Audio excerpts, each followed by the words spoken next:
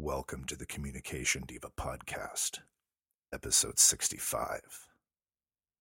Today's episode considers the subject of small talk. I remember an English instructor of mine in college who was a master of small talk. He would hold court at the pub with a table full of students and keep everyone talking for hours. He was really good at it. Yeah.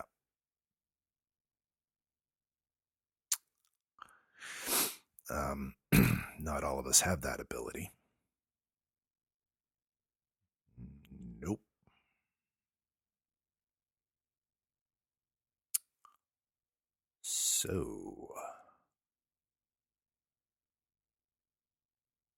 Anyway,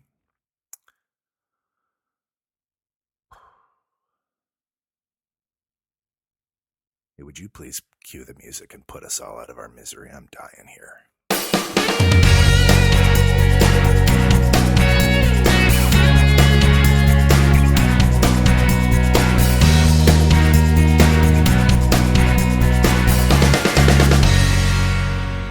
Welcome to Communication Diva. I'm Jen Swanson, and this is the podcast that helps you to deepen your relationships both at work and at home through improved communication skills. And sometimes I interview people about how they use communication in their lives and their work, and sometimes it's just me talking away to you here about different things and particular skills to do with communication.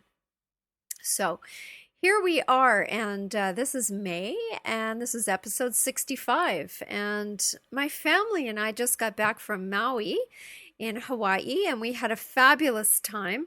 There were 9 of us there, family and friends, my husband Scott and I and our 4 kids and some extra kids.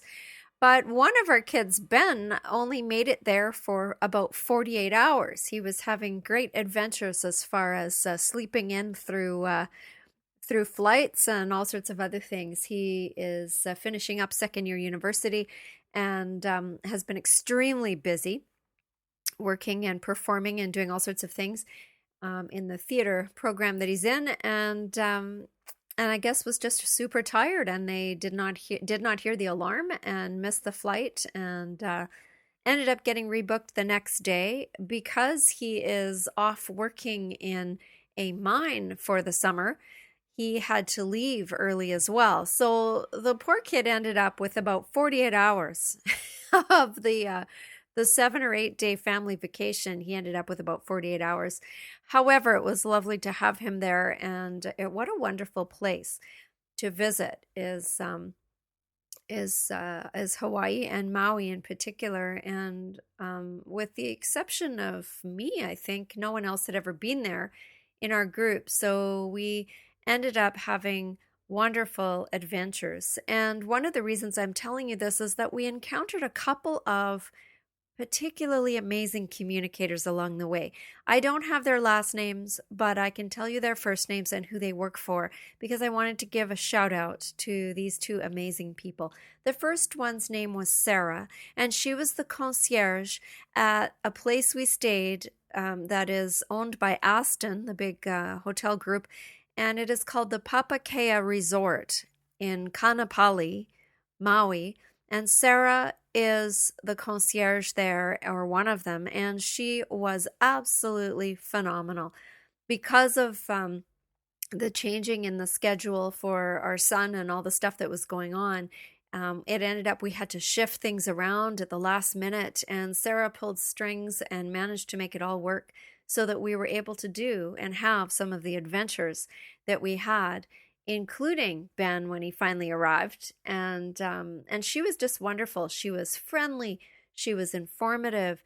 She bent over backwards to accommodate, and she was just a fantastic resource to ask questions of. And she always seemed to have time for us when we popped in to see her. So we left her with a nice bottle of wine and a thank you card signed by all of us at the end. And I really think that the people at Papakea are lucky to have Sarah as one of their employees. So she was a wonderful communicator. The other person that we were really impressed by, touched by, learned a lot from is a guy named Scott, and I think his last initial was M, but we don't have his last name, who works for Valley Isle Excursions. And this is a tour company that runs these little buses around the road to Hana. And if any of you have ever been to Maui, you will know that that is one scary driving road. They call it the divorce highway because a lot of people try and do it in rental cars, and it doesn't always go well. But we had this amazing tour guide named Scott, and the bus only held 12 people. There were 11 people on the bus. 9 of them were us, our family, and there was another couple that joined us. And this guy, Scott, talked nonstop, entertained us, played music, made us a picnic lunch. It was just an incredibly long 11 and a half hour fantastic day.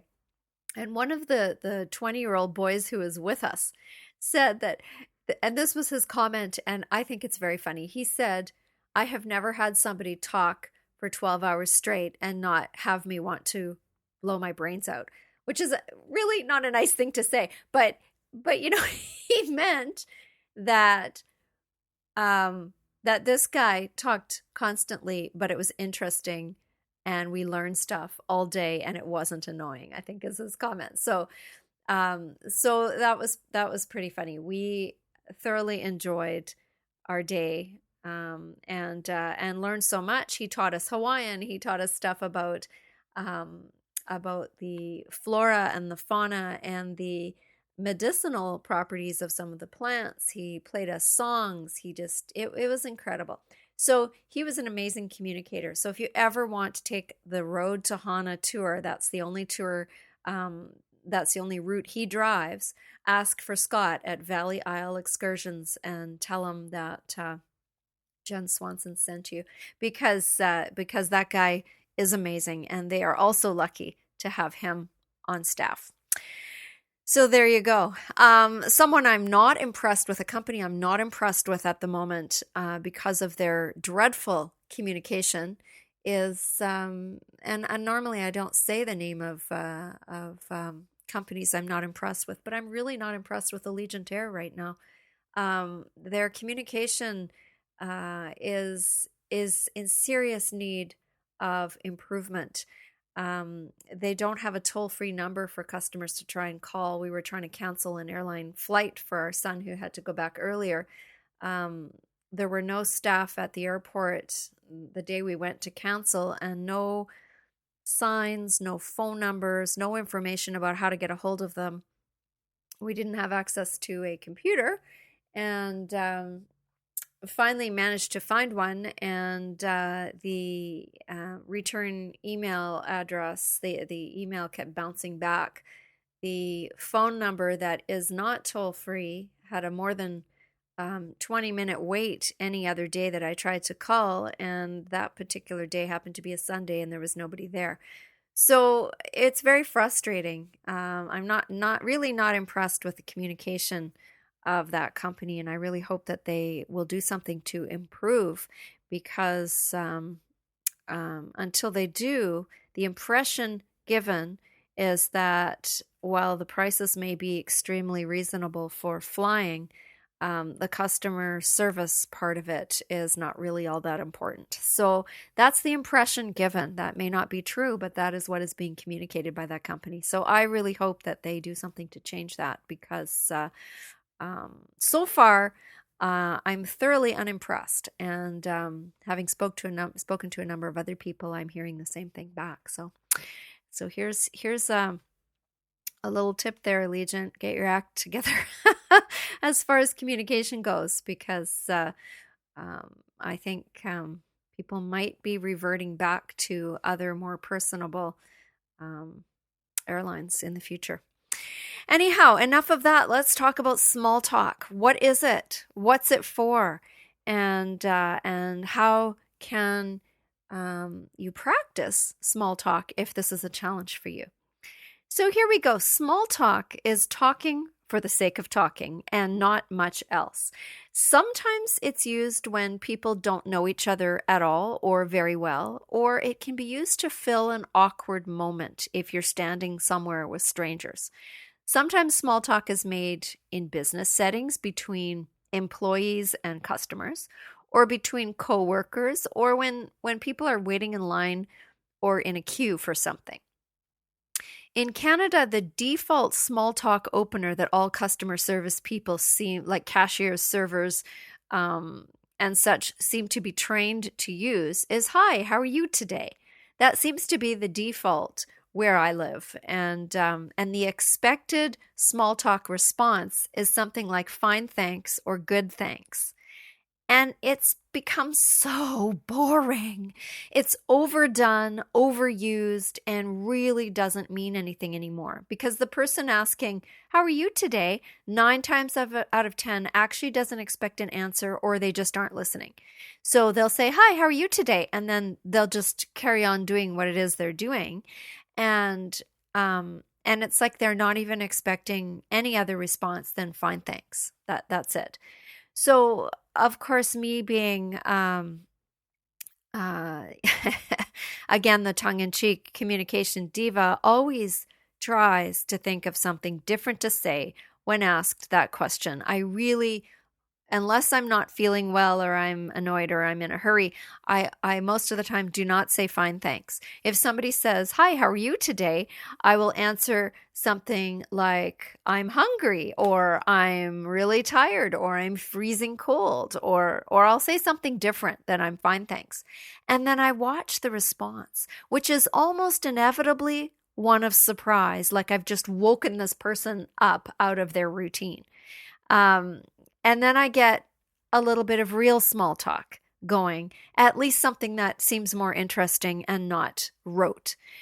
And that's just something that I do just to play with it, because I really am tired of "How are you today?" and then nothing. Like, it doesn't matter. It doesn't seem to matter really how I am today to this person. It's what they're supposed to say.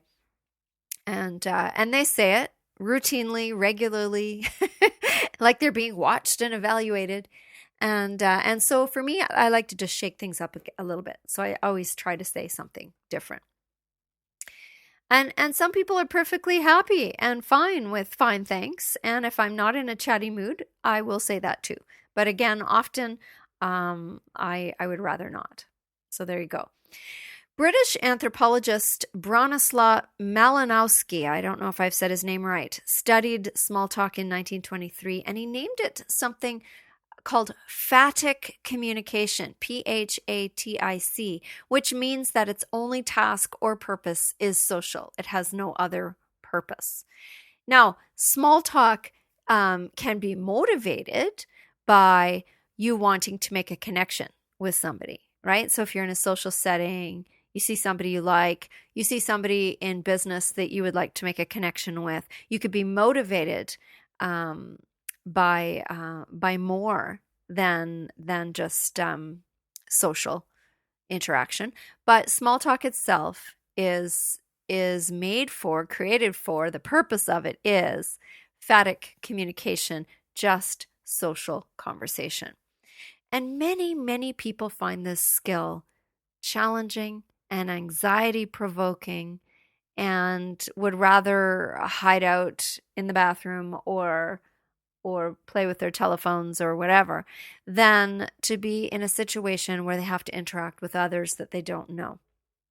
And that can be if you are an introvert, if you are very shy, if you're not very self-confident. Those can be reasons why you find this social skill very challenging. Other people are very skilled at it. And like any social skill, it takes practice to make it sound and feel natural. So how do you practice so that small talk does feel and sound natural, and so that it doesn't provoke anxiety if you find yourself in a situation where you need to engage in it? There are a few topics that are considered to be safe to discuss when making small talk. There are probably more, but some of the most common ones are as follows. The weather. Okay, this is probably the top number one most common topic of small talk that exists is the weather, So it looks like it might snow tomorrow, or um, wow, it's really warm out today, or whatever. So the weather is probably one of the safest, easiest, most common, almost cliche small talk openers. Current events, current sporting events, current, world events, as long as they're not too political or whatever, might also be safe bets for small talk. We've got a hockey team here in Canada, the Canucks, and in Vancouver here. And right now, I think they've got one game left that will make or break whether or not they go to the playoffs. So, around here, it would be easy to say, so are you thinking the Canucks might actually make it this time? Might be a topic of small talk, a way to start. So current sporting events are pretty safe commonly. A common issue, so for example, how small and uncomfortable these airplane seats are, and can you believe they don't even recline? Would be an example. Or if you're waiting for something, you can talk about how long the wait is. Why haven't they got more cashiers on today? This is a really long wait. You would think maybe they would have some more people working here. That kind of thing. Or the setting you're in. What a gorgeous home this is. I wonder who did the decor. I wonder what the name of that paint color is. This is an absolutely beautiful house. That kind of thing if you're in a social setting. So there are a number of fairly safe topics. So the weather, sporting events, or a celebrity in town, something like that. A common issue about the setting, the situation you're in, how long the wait is, or something about the wait that you've got if you're waiting in line for something, or the setting you're in, where you are. This is amazing. That kind of thing. Some topics that are not considered acceptable for small talk would be controversial topics. So topics that people are passionate about on one side or another. Politics, religion, money or salary, how much you make, personal and private matters, relationship matters, that kind of thing. Anything that would make the other person obviously uncomfortable. These are not acceptable for small talk. So, walking up to complete strangers and disclosing your, complete personal business about what you did on your date last night would be not acceptable. So sometimes people have trouble with what's called self-disclosure, or knowing how much of themselves to reveal to acquaintances or to strangers. And this can make other people uncomfortable. If you're not sure whether or not you have an issue with self-disclosure, one of the ways you can pick up on whether or not maybe you need to work on that would be to pay close attention to the body language and the responses of the other person or people to know whether or not you're being too personal in your small talk. And so if you're really serious about being careful about this, pay attention to the reactions you're getting from the other person or people when you're making small talk to gauge whether or not what you're talking about is too personal. And I would say try sticking to the safe topics rather than talking about intimate personal details or controversial details as well. I ended up sitting beside a man on a bus once who told me his entire marital history. And by the end of the ride, I knew the names of all his children, his ex-wife, what the arrangements are for his custody, his new girlfriend's name. It was entirely inappropriate, but he didn't even seem to notice. He just wanted somebody to listen, and I pretty much was listening. So it was a very one-sided conversation, and most of the time I just said, oh, interesting. I didn't really even ask any questions because I didn't want to know all of this. I had never met this person before, was never going to meet them again. And I guess sometimes that feels safe to people, on airplanes or trains or public transit, is that they can divulge everything and anything to this stranger that they may never see again. So I guess that's what was going on. But it really was uncomfortable for me because I was embarrassed. I didn't really want to hear all of this, and I really just wanted to read my book. But this person wasn't listening to my body language, my responses, or anything, and was in his own little world, talking away. So that was, I'm sure many of you have experienced that at some time or another also. Culturally, one must be careful about small talk. I learned that in France, for example, asking what someone does for a living is actually a rude question. It's far better to ask what a person does for fun or for a hobby or what they're interested in than to ask what they do to earn a living. So in France, asking about the person themselves, who they are, is acceptable, but not what they do for a living. In North America, however, one of the first questions people ask when making small talk in a social setting is what you do for a living. And that's not considered rude at all in North America. So be mindful perhaps of the cultural setting you are in when making small talk, because sometimes there are cultural differences in what is acceptable to ask a stranger and what isn't. And it would be helpful if you know in advance that you're going into a situation with people from a different culture, that you do a little research in that area so you're not offending people or coming off as being rude. So how do you start? Well, for many people, a topic will just come naturally to mind, especially if you're waiting in line for something.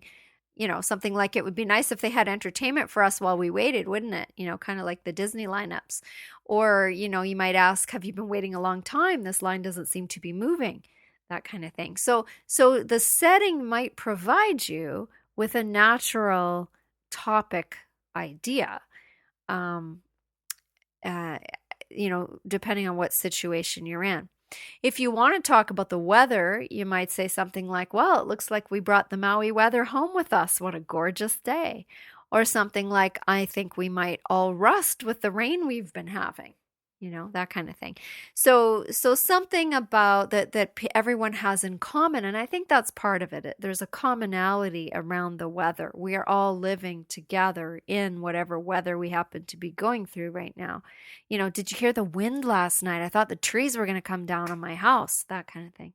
So weather is, again, pretty much the first ultimate safe topic of conversation.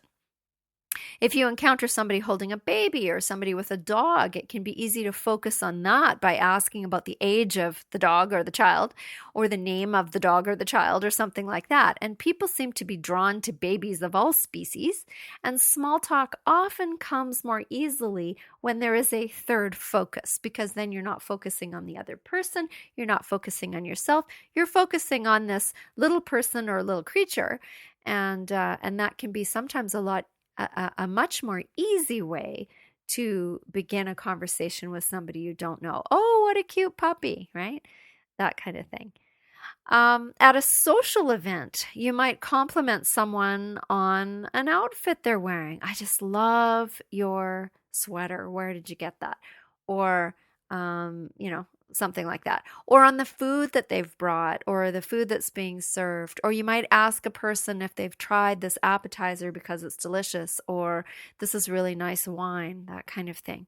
You might also ask how the person knows the host or the hostess of the party. How do you know the people that are hosting this party?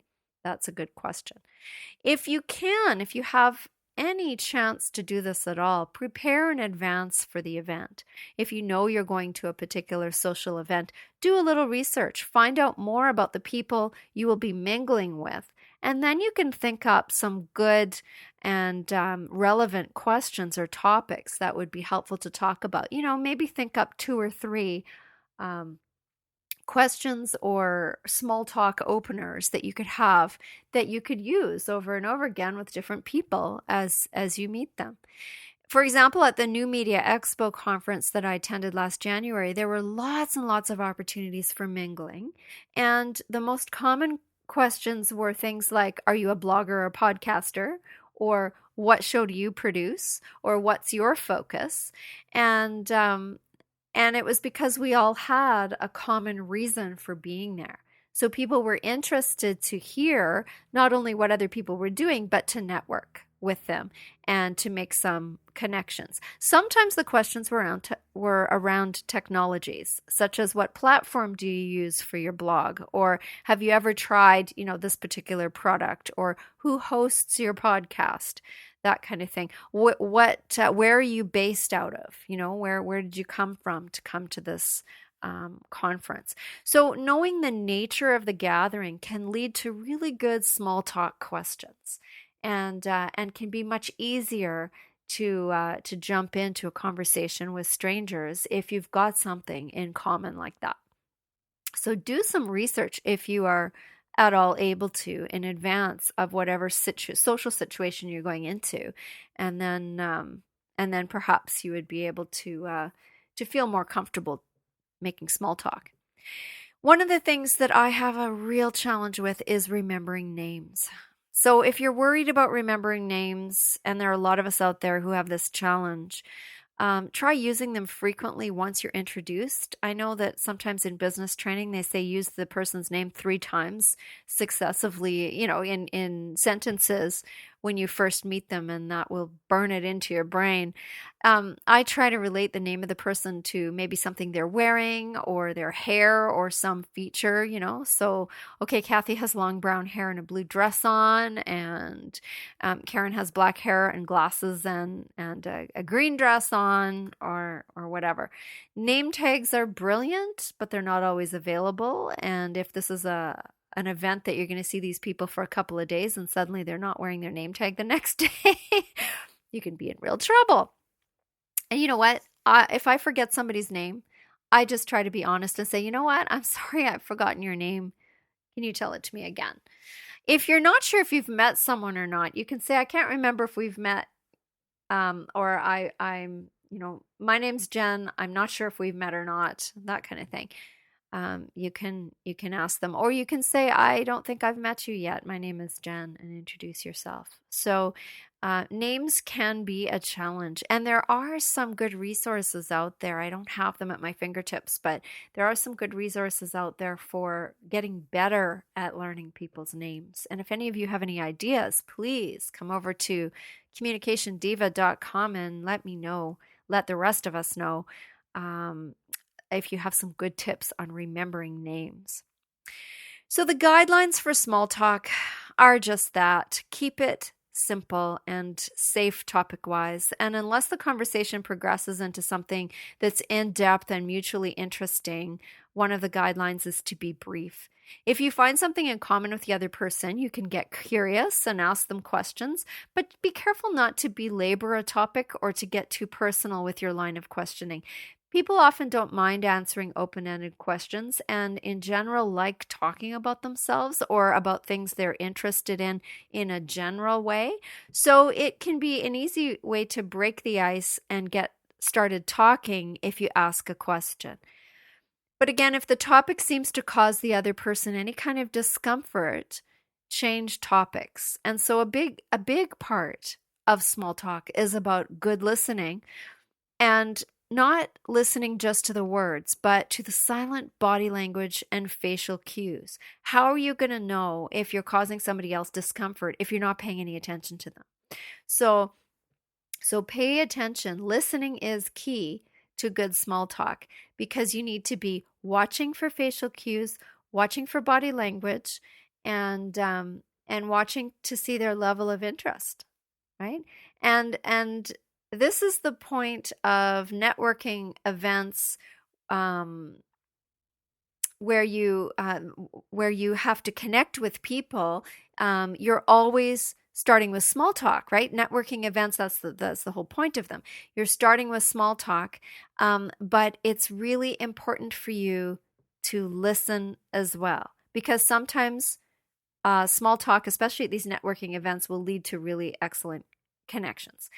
So one thing is that if you ask a question, make sure you're really listening, right? So ask a question and then stop and actually pay attention and see what happens after that. It can be a lot easier to put everybody else at ease when you're going into a small talk situation if you look like you're relaxed and open to conversation, even if you don't feel it. So pay attention to your own body language. Keep your arms uncrossed. Sit and stand where you don't have your back to people. Smile, right? Even if you're not feeling this inside, fake it, right? And eventually other people will feel relaxed, and hopefully you will have some good conversation. So watch your own body language. One of the things to be careful of is where you're looking. If somebody's having a small talk conversation with you, I mean, sometimes these are boring conversations. But if you start looking around while someone is making small talk with you, you'll give the impression that you're hoping that someone might come and rescue you, or you're trying to get out of the situation. And this might be true, but you want to be careful because you might appear to be really rude. It might be that you're not trying to get out of the conversation at all. It might be that you're wondering where the appetizer tray is, where the person with the appetizer tray is that's going to be coming around because you're hungry. Or it might be that you're trying to see where your partner is in the room, or whatever. So it might be something like that. But if you're talking to somebody you don't know and you start looking around, you're going to come off as being rude and like you're trying to get out of the conversation. So just be aware of your own body language and what it is communicating when you're making small talk.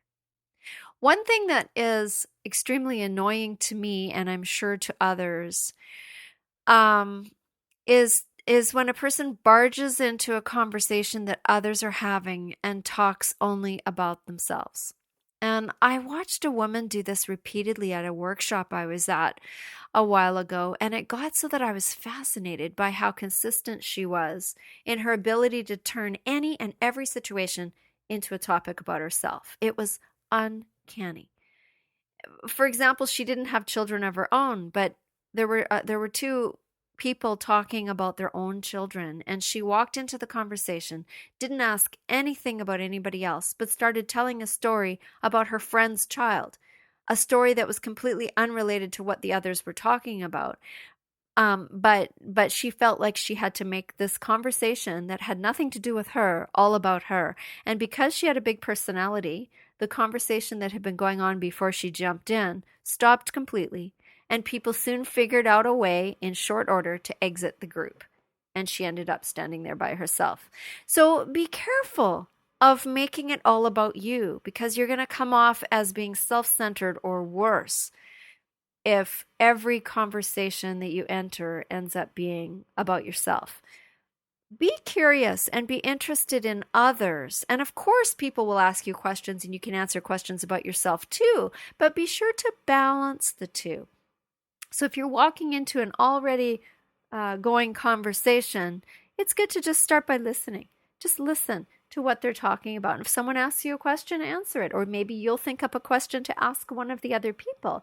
But to walk in and launch into something all about yourself in the middle of someone else's conversation is really not going to be seen as a good thing. All right, and what about ending small talk? Have an exit strategy. As with pre-planning starter topics, it can be really helpful to pre-plan ways to end conversations too, particularly if you're in social or networking situations. So think up 2 or 3 ways to leave a conversation if necessary, or when you want to move on. It could be something as simple as saying, well, I only have a few more minutes and I need to finish reading this chapter before I get to work. This is if you're on the bus and you've got a book in your hand and someone next to you is talking to you. Or you can say something like, well, I'm hungry, so I'm going to check out the food at the buffet. It was lovely to meet you at a social gathering. You can talk about needs. I need to find my friend to find out what time she wants to leave, that kind of thing. If it's going to be a difficult getaway, you can, and this, set up a rescue signal with a friend or a spouse or somebody that came with you who can swoop in and ask you for something or save you if it's going to be a desperate situation. But otherwise, there are graceful ways to get out of small talk situations. It was lovely to talk to you. I'd really like to talk to you more sometime about the work that you're doing on that particular project. Right now, I need to find something to drink because it's really warm in here and I'm thirsty. That kind of thing would be a graceful way to leave the conversation. It was really nice talking to you, Mark. I will enjoy talking to you again sometime, but I've got to run. that kind of thing. So try and find graceful ways to exit. Small talk is a social skill, and it's a really, really good one to develop because inevitably you're going to find yourself at a wedding, at a funeral, at a work event, at a social gathering, at a networking session, traveling somewhere in the world or anywhere, standing in line at the store or the bank, where there will be somebody you don't know and where someone or you might start up a conversation. And rather than hiding head down in your handheld technology or, again, hiding in the bathroom, practicing will improve this skill. So practicing great listening, practicing curiosity and open-ended questions, practicing with the safe topics will help you to be much more at ease and comfortable with the art and the social skill of small talk. So there you go. Now I've talked for quite some time, haven't I? Anyway, I hope that this has been helpful and useful to you and that you will comment on what you've heard here today and add to it if there's anything else that you want to, or tell us a story. There is a SpeakPipe button on the website where you can leave an audio message, or you can come over to communicationdeva.com and leave a comment. In the comment section, you just click on the little thing that says number and comments at the bottom, and it will take you to where you can fill in a form and add your comment. You can find me on Twitter at JENN Swanson and the number 2, or you can find me on Facebook at the Communication Diva page. So lots of ways to communicate, and I hope that you are having a wonderful day. Thank you for taking the time to spend some time here with me, and I hope that you continue listening to Communication Diva. Until next time, happy small talk. This is Jen. Bye.